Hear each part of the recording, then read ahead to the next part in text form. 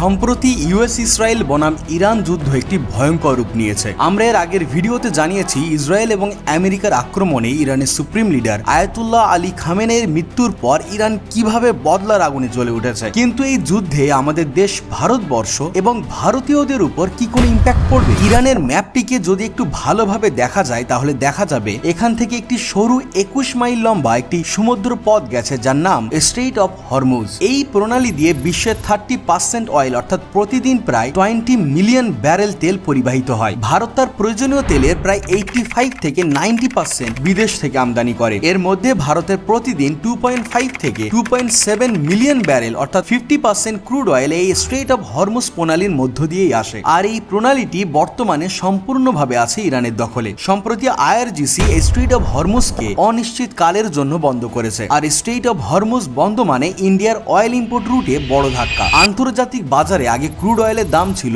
$70 প্রতি ব্যারেল, আর যুদ্ধের জেরে সেই দাম বর্তমানে পৌঁছেছে $80 প্রতি ব্যারেল। আর এর ফলে ভারতবর্ষে পেট্রোল এবং ডিজেলের দাম বৃদ্ধি হতে পারে, আর যার কারণে পরিবহনের খরচ ও খাদ্যের দামও বাড়তে পারে। তো বন্ধুরা, এই বিষয়ে তোমাদের মতামত কি অবশ্যই কমেন্টে জানিও।